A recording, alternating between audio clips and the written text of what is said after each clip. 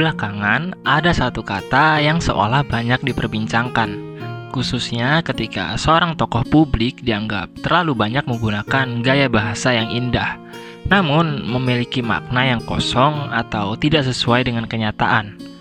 Kata tersebut adalah retorika. Tenang, kita nggak akan membahas permasalahan politik dan pilpres kok.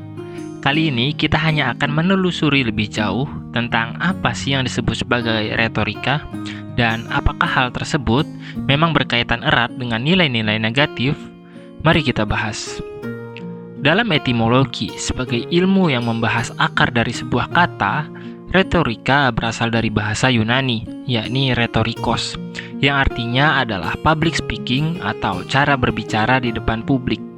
Jadi, retorika sangat kental keterkaitannya dengan sebuah hubungan antara orang yang berbicara dengan lawan bicaranya. Dan seperti yang kita ketahui, ketika kita sedang berbicara, yang secara langsung merupakan sebuah proses penyampaian sebuah informasi, maka di dalamnya terdapat sebuah kepentingan, khususnya dalam konteks maksud dan tujuan dari informasi yang dibagikan atau disampaikan.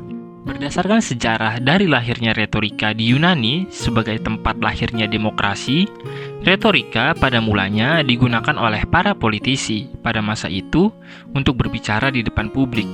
Mereka menggunakan gaya bahasa yang terstruktur dan beretika yang bertujuan untuk menyampaikan sebuah informasi secara formal dan bermoral. Contohnya, ketika keadaan sebuah negara yang sedang mengalami krisis ekonomi cukup serius. Ketika cara penyampaian seorang penguasa atau politisi perihal persoalan tersebut disuarakan secara gamblang atau terbuka, maka yang lahir adalah sebuah kekacauan atau kepanikan dalam diri masyarakat, yang justru dapat melahirkan sebuah keadaan yang jauh lebih buruk. Itulah mengapa retorika diambil sebagai jalan keluar dengan sebuah bentuk penyampaian informasi yang diiringi dengan maksud dan tujuan lain. Kita ambil contoh seperti sebelumnya deh, ketika sebuah negara berada dalam krisis ekonomi yang cukup serius.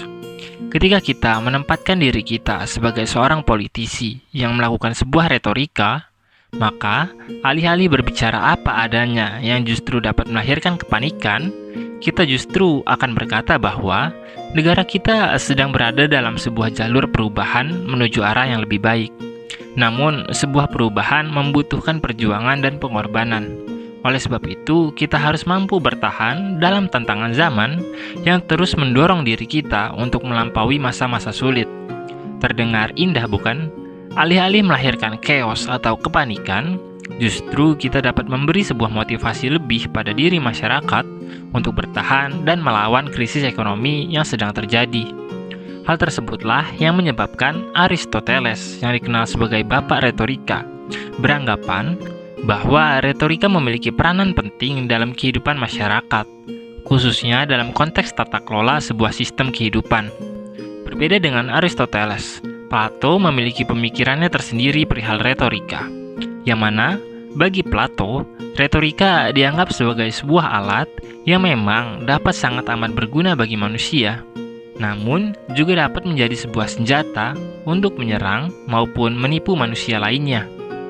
Hal tersebut didasari oleh penggunaan retorika di Yunani pada kala itu, yang justru lebih sering digunakan untuk membodohi atau mengkelabui masyarakat, di mana seorang politisi akan menggelintir kalimat sedemikian rupa dengan tujuan-tujuan tertentu, seperti berlindung dari sebuah kesalahan atau mendapatkan keuntungan tertentu dalam bentuk sebuah dukungan. Pada dasarnya, tanpa kita sadari, kita seringkali menggunakan retorika dalam kehidupan kita sehari-hari, seperti penggunaan kalimat yang sopan terhadap orang yang lebih tua, maupun dalam bentuk gombalan-gombalan pada seseorang yang kita cintai.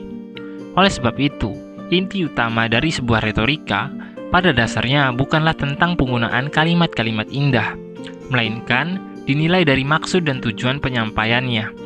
Barulah, setelah kita mengetahui maksud di balik seni mengolah kata tersebut, kita dapat memberi sebuah penilaian apakah seseorang yang menggunakan cara tersebut memiliki sifat yang baik atau buruk. Sekian kausalitas yang hening, sampai jumpa.